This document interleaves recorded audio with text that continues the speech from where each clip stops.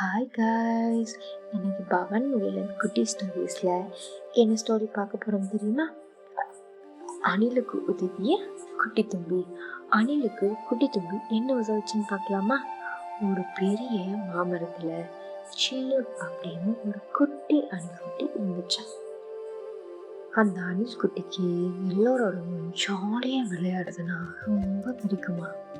ஆனால் அன்னைக்கு சாயங்காலம் விளையாடிக்கிட்டு இருக்கும்போது சின்னுவோட காலுக்கு கீழே ஒரு சின்ன முழு குத்திருச்சான்.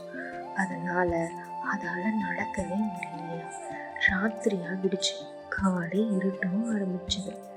சின்ன அணிலுக்கு பசி எடுக்கவும் ஆரம்பிச்சிச்சு. ஆனா கால் வலிக்கிறதுனால அதால மரத்துல இருந்து கீழே இறங்கி போய் பழங்கள் எதையும் தேடி எடுத்து சாப்பிட முடியலையா. ஐயோ பசிக்குதே, நமக்கு உதவ யாருமே இல்லையே அப்படின்னு சின்ன அணில் ரொம்ப கவலையோட அழுதுகிட்டு இருந்துச்சான். அப்ப அந்த பக்கமா பப்பி அப்படின்னு ஒரு குட்டி தும்பி பறந்து போச்சான்.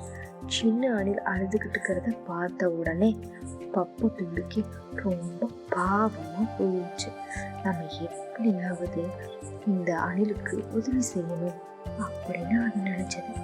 பப்பி தும்பி உடனே சரக்குன்னு பறந்து போய் காட்டுல நல்லா பழுத்து தொங்கிக்கிட்டு இருந்த ஒரு குட்டி பழத்தை கண்டுபிடிச்சு அதை தான் குட்டி காலால மெதுவா தூக்கிட்டு வந்து சின்ன அணில்கிட்ட கொடுத்துச்சான்.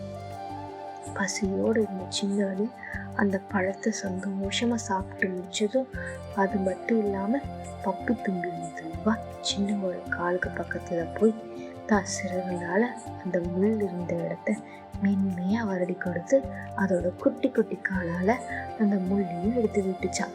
இனிமே வலிக்காது சின்ன, சமத்தா கண்ணை மூடி தூங்கு அப்படின்னு பாசமா சொல்லிச்சான். அடுத்தவர்களுக்கு உதவி செஞ்ச சந்தோஷத்துல பப்பி தும்பிக்கு மனசு ரொம்ப நிறைவா இருந்துச்சா.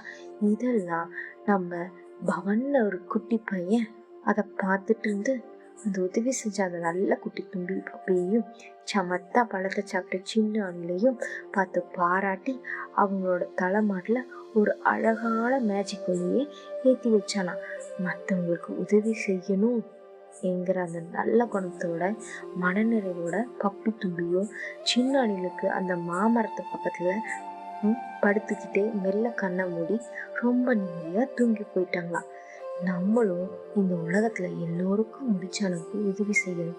அப்பதான் நம்ம மனசு ரொம்ப அமைதியா இருக்கும். இப்போ நல்ல கதையை கேட்டு நம்ம பவனும் அதே மாதிரி என் செல்லக்குட்டி இப்ப நீங்களும் சமத்தா கண்ணை மூடி தூங்குங்க. Good night, sweet dreams. நாளைக்கு ஒரு புது கதையோட வரேன்.